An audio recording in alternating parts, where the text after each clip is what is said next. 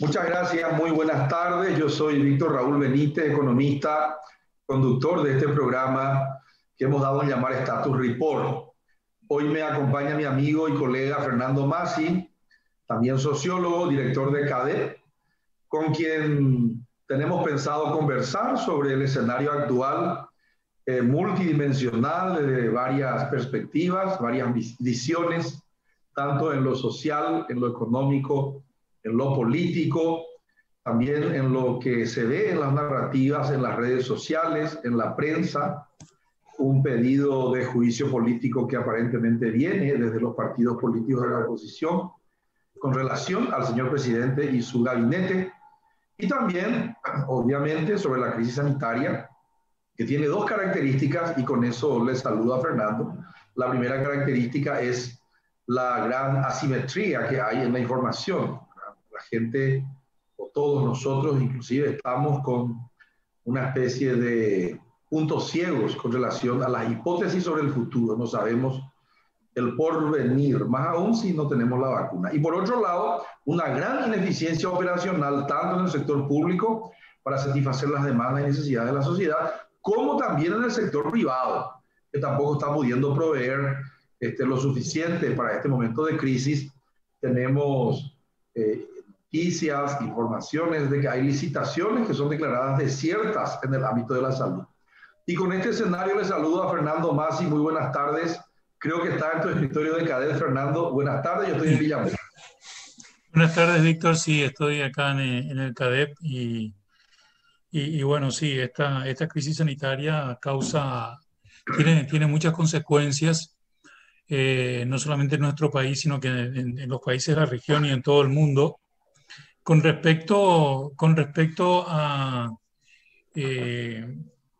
Yo quiero hacer simplemente repetir lo que decía un alto funcionario de la OPS brasileño, que es la Organización Panamericana de la Salud, que él proyectaba que sobre la pandemia, sobre el virus, para que nos desembaracemos del virus, el 70% de la población de un país, de los vecinos y de prácticamente de todo el mundo, debe estar vacunado, por un lado. Y por otro lado, al mismo tiempo se tiene que seguir en forma estricta las tres conductas que son la base de la pirámide para enfrentar la pandemia y que ya sabemos cuáles son, ¿no?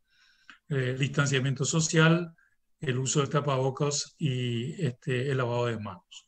Si eso se cumple, decía este experto, este técnico, podemos decir que podemos salir de la crisis, o mejor dicho, de este problema de la pandemia para fines del 2021. Y si no, seguiremos hacia el 2022. Mi perspectiva en particular es que evidentemente nosotros no seguimos estrictamente estas conductas y tampoco sabemos cuándo el 70% de la población, específicamente en el Paraguay, va a ser vacunada. Por lo tanto, yo creo que podemos avisorar de que seguiremos con este problema de la pandemia en el año 2022. Ya.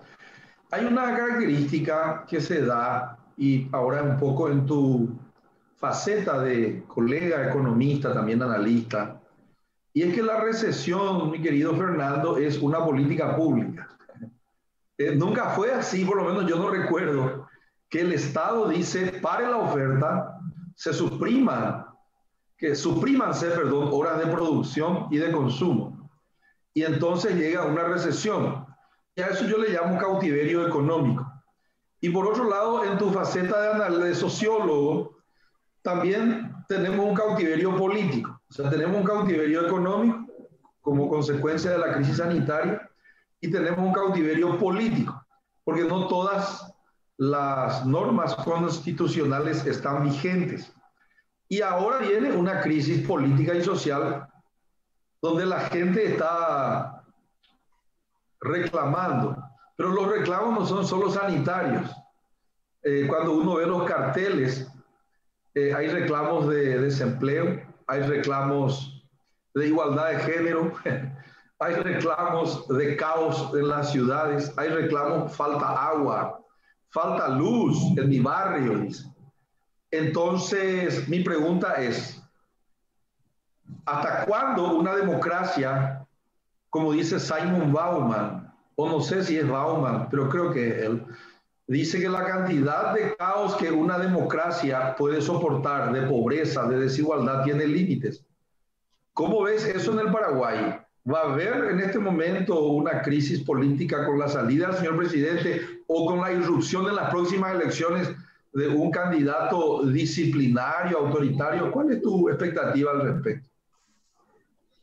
Bueno, yo creo en primer lugar que la democracia no es simplemente eh, libertad de expresión libre, elecciones libres y todo lo que tenga que ver con libertad de prensa, sino que de poco nos sirve todo ese tipo de libertades si los derechos económicos y sociales de la población o de la mayoría de la población están postergados o se encuentran minimizados.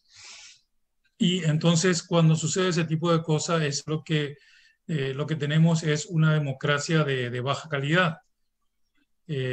También podríamos decir que tenemos una democracia de baja calidad cuando eh, observamos las discusiones de nuestra clase política y observamos las decisiones que toman en nuestra clase política eh, y la capacidad que tiene nuestra clase política de comprender la realidad y de actuar de acuerdo a eso, ¿no? Entonces tenemos, el contexto es que nosotros tenemos una democracia de baja calidad.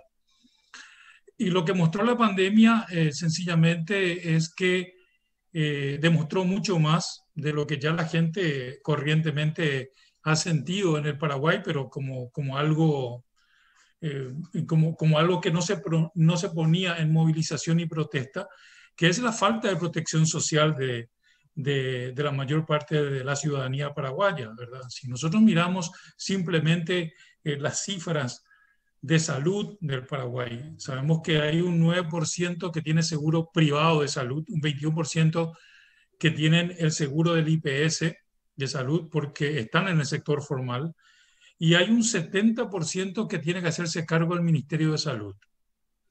Y el Ministerio de Salud, nosotros sabemos a través de la vida cotidiana qué es lo que cubre y qué es lo que no cubre el Ministerio de Salud, mucho antes de la pandemia. Si la Organización Mundial de Salud habla que el presupuesto que debe tener un Ministerio de Salud como mínimo debe ser el 6% del Producto Interno Bruto para cubrir mínimamente las demandas de salud de la población, y no solamente son demandas de tipo curativas, sino que también preventivas, y nosotros vemos de que solamente tenemos el 3% del Producto Interno Bruto para los gastos de salud pública, para los gastos públicos de salud. Entonces ya ahí esta es una clara muestra de cómo ha estado siempre nuestro sistema de salud. Y otra cosa que siempre ha tenido nuestro sistema de salud, como también otros entes y ministerios dentro del Estado paraguayo, es ciertos grados de corrupción y de irregularidades, o como se quiera llamar, en todo lo que significan las compras públicas, en todo lo que significan la cuestión de medicamentos. Eso siempre ha existido, ¿no?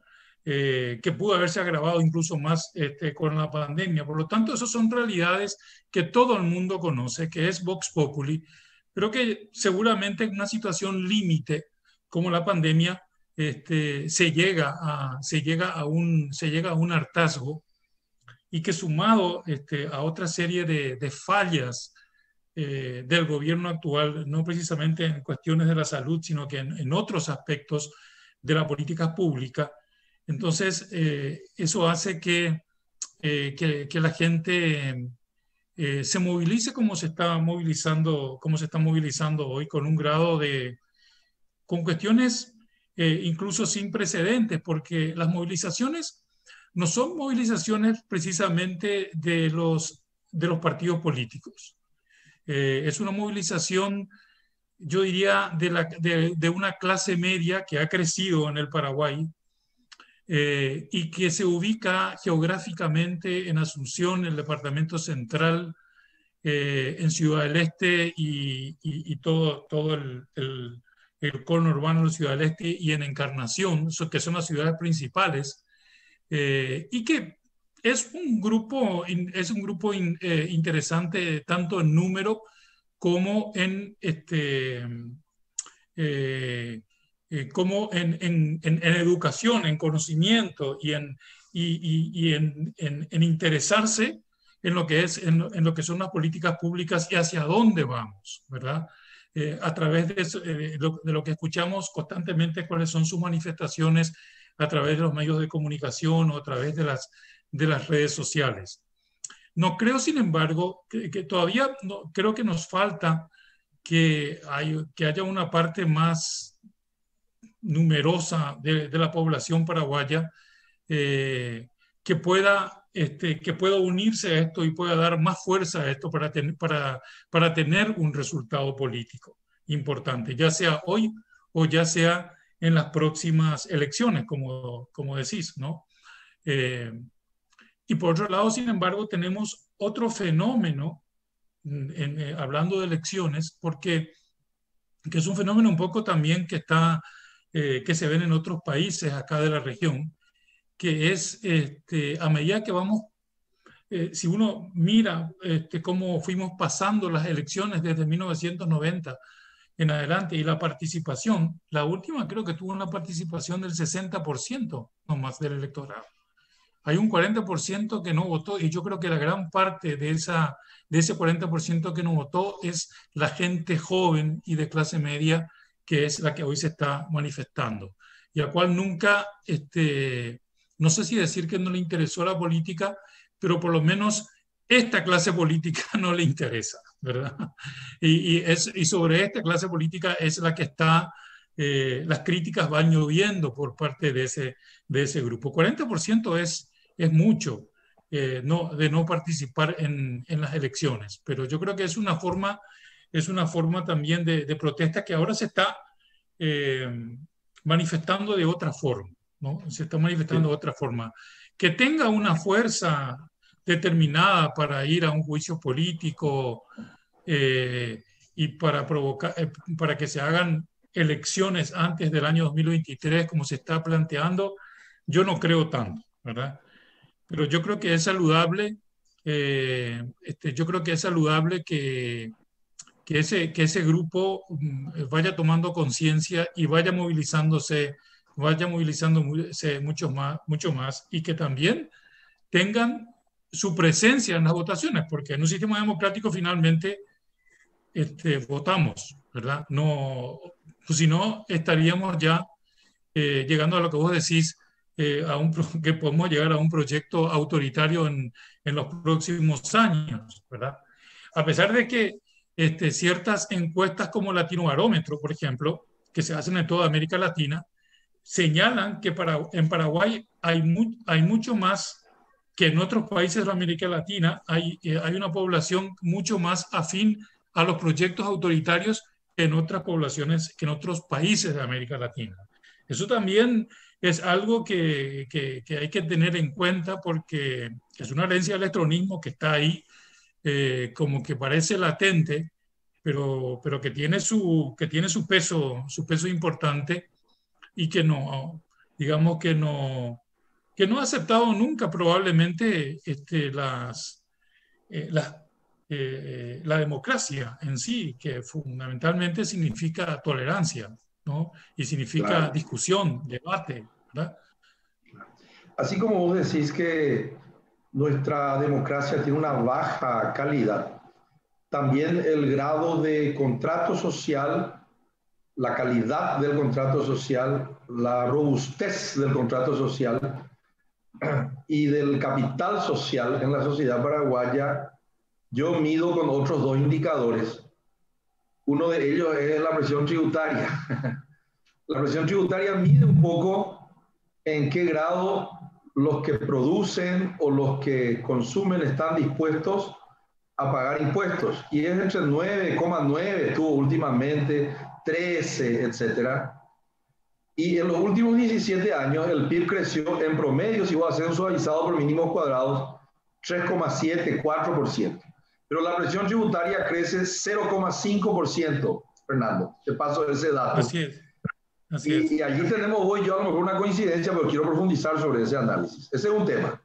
Contrato social endeble, presión tributaria endeble. Es un indicador. Y por otro lado, necesitamos más recursos para subir eso que vos decís, el presupuesto de salud del 3 al 6% del PIB. Y la gente o evade, no muestra todo lo que produce o no muestra todo lo que gana. Estoy hablando de los empresarios ahora. Porque no puede ser, porque la presión tributaria crezca 0,5% y la torta crezca 4%, algún grado de correlación pues tiene que haber. Eso no me cierra con mi libro de álgebra antiguo que vos también conoces. Baldor no nos enseñó eso. Tiene que haber algo de correlación. Si la torta crece así, la presión tiene que acompañar algo. Estamos escondiendo el queso. Bueno, ese es un tema. Y por otro lado tenemos el capital social. La gente no tiene lo que se llama, hay una crisis en el asociativismo, confianza y confiabilidad con relación a la clase política y por eso hay 40% luego de gente que no se va a votar, los idiots, como decían los griegos, que no quieren participar luego de la vida pública. Bueno, la pregunta es la siguiente. Ese dilema, necesitamos más presupuesto para que la gente no se desilusione de que no puede disfrutar de sus derechos sociales, de salud y educación, y por ende diga tampoco ya me interesa mi derecho político, que venga nomás el dictador. Ese dilema, ¿cómo se rompe? ¿Cómo rompemos esa gran evasión que hay? Y cómo le decimos a los empresarios, no es por solidaridad social, ni por sentimiento cristiano para irnos todos al cielo, que tenemos que pagar el impuesto para ayudar y a redistribuir la torta, sino que por ambición empresarial. Si sos un animal social, perdón, si sos un animal empresarial del mercado salvaje, paga impuestos, para que siga habiendo un mercado, por lo menos. Para que no venga un dictador, allí sí que puede venir un dictador a subir la presión tributaria por decreto o lo que fuere, o apropiarse de tu tierra, o no respetar la propiedad privada. Eso sí que es jodido. Strong en acaso respetaba la propiedad privada, no respetaba la propiedad privada. Entonces, ¿cómo hacer para decirle al empresario te conviene subir esa presión tributaria del 9,9 para que se pueda subir el presupuesto del 3 al 6 en salud?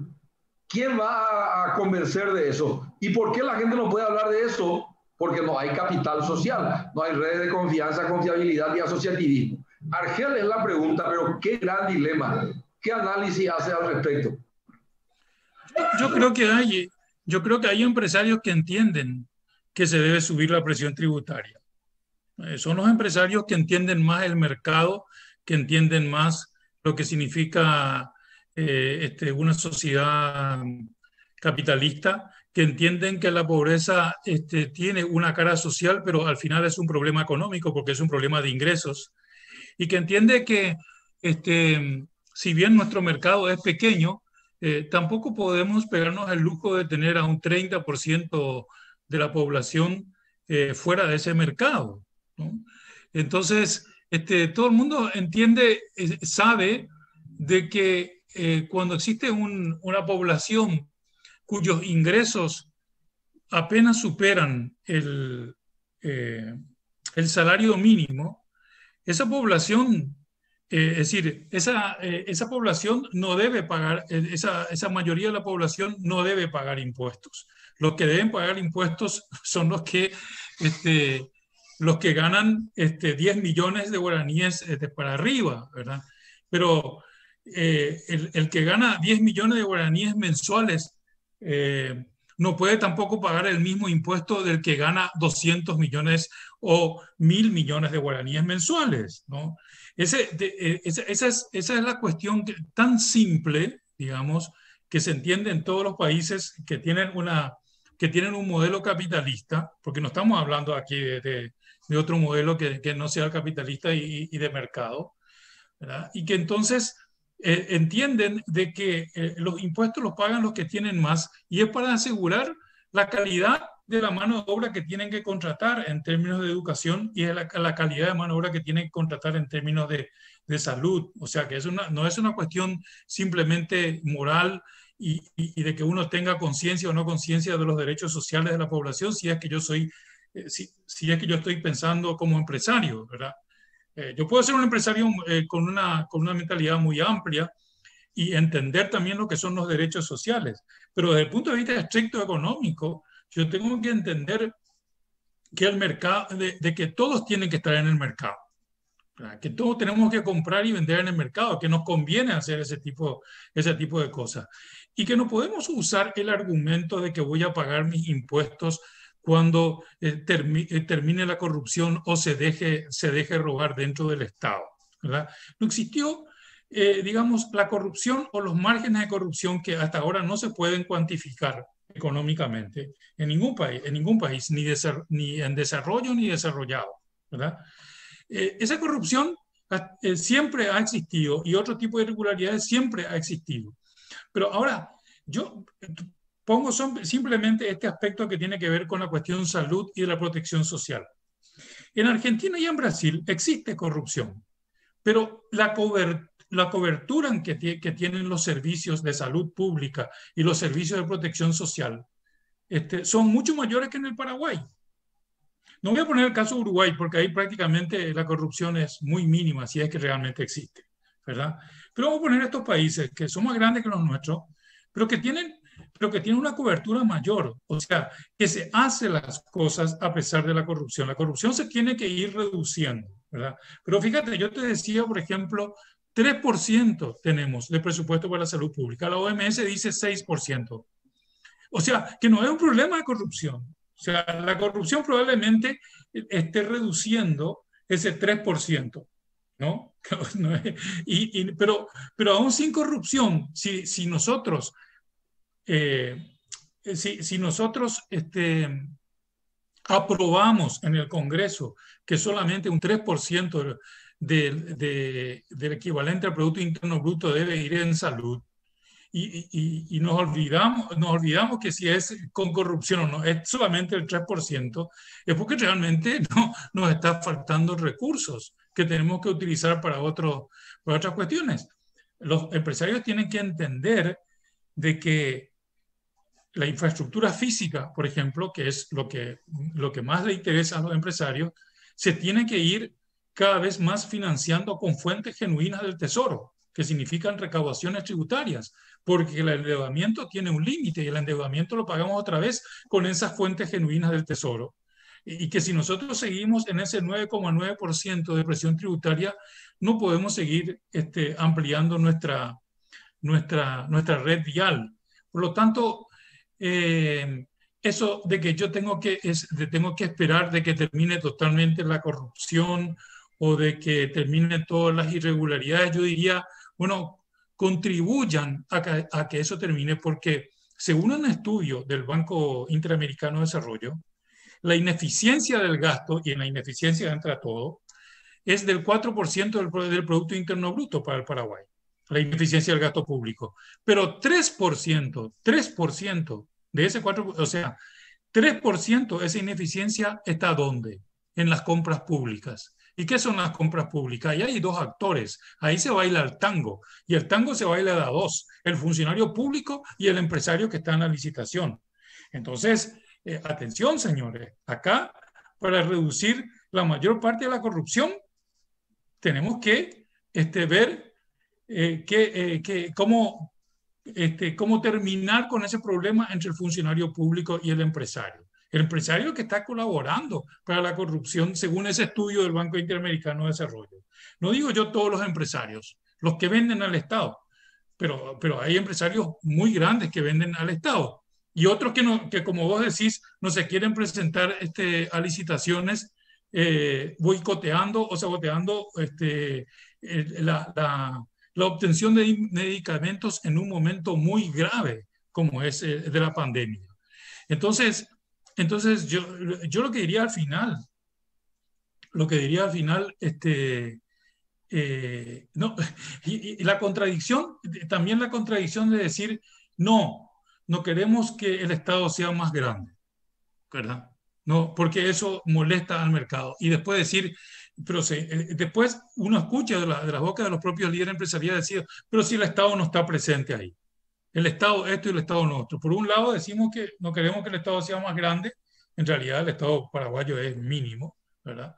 Y por otro lado decimos, no, el Estado no está presente ahí, ¿qué vamos a hacer si el Estado no está presente en ese tipo de cosas? Entonces, yo lo que le digo siempre a los empresarios, y les repito lo que me había dicho el entonces presidente Álvaro Uribe de Colombia en el año 2003, cuando él no me creyó, cuando él me preguntó sobre cuál era la presión tributaria del Paraguay, y yo le decía, en ese momento ya era 9,9, luego subió un poco más y ahora volvió a 9,9, y él creyó que yo le dije 19,9.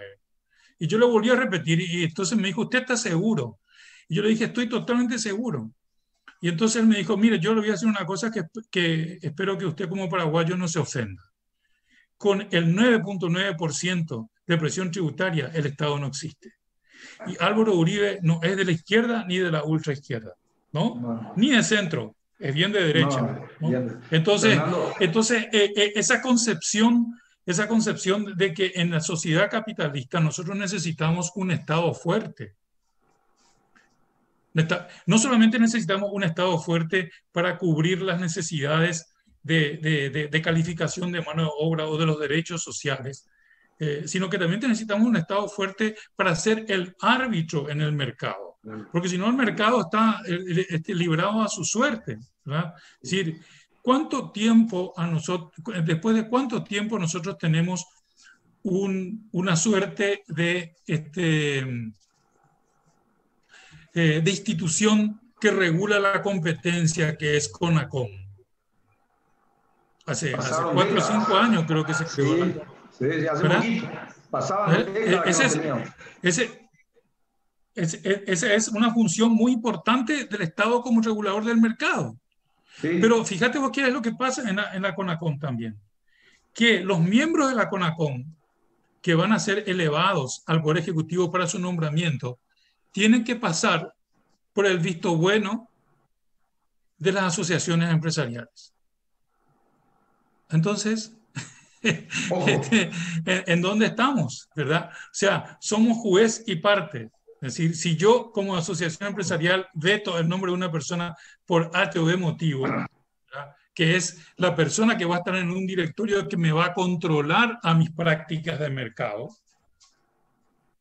entonces Tenemos dificultades. es algo totalmente digo todo este tipo de contradicciones porque todo este tipo de cosas y de contradicciones, tanto desde el punto de vista impositivo para hacer lo que el Estado tiene que hacer y tanto desde el punto de vista de la regulación del mercado, nuestros líderes empresariales, no estoy hablando de todos los empresarios, pero Sí, sí, sí. nuestros líderes empresariales, ¿verdad?, tienen un discurso que no se compadece con la de una sociedad capitalista.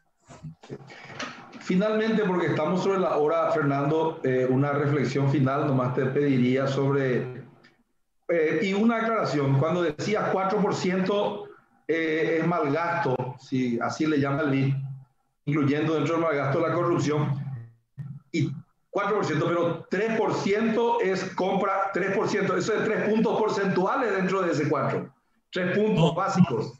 No es el 3 del 4, sino que si son 4, 3 puntos porcentuales de esos 4, ¿está bien? Perfecto. exacto. Eso porque Sí. si decimos 3%, parece que es 3% del 4 y eso es muy chiquitito, sino que No, es... para ser más exactos, es 2,9, que es lo que dice el 2 puntos. estudio. Bueno, eso sería 3 cuartos. 3 cuartos, 3 cuartas partes de compras.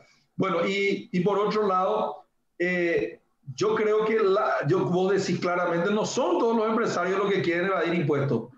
No son todos. Hay un segmento que no. Pero yo creo que la mayoría todavía está evadiendo. Y por eso pregunto finalmente, ¿cuál es el perfil del futuro presidente o del futuro gobierno para en este momento de final de pandemia? Sería el 2023. ¿Cuál sería el perfil, o sea, así cortito, de un futuro gobierno o perfil de un futuro presidente que pueda rescatar la confianza? Y tendría que ser el perfil de un presidente de él emane mucha autoridad, no autoritarismo, autoridad. Eso, por un lado, una persona que además no tenga, no, no tenga que tener credibilidad tanto por su actuación política o por su actuación en el campo en el campo en que le toca actuar, porque acá hemos tenido también no solamente políticos como presidentes, sino que outsiders, ¿no? Y la credibilidad es muy importante, ¿verdad? Y por supuesto, lo que siempre decimos, ¿no? La honestidad, pero sobre todo y sobre todo la capacidad de entender las políticas públicas, de entender el Estado. No solamente de entender el Estado, sino que también de saber manejar políticamente a su partido, si es el representante de un partido, y saber también llegar a consensos con los demás partidos políticos.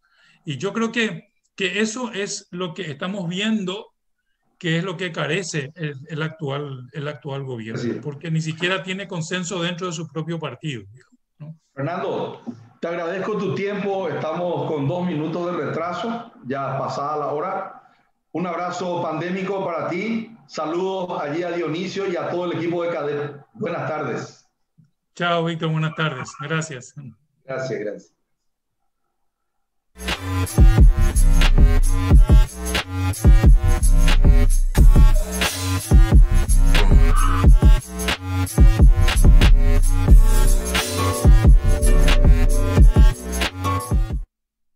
Personal presenta Influencers influencian a influencers. Hola, abuelo.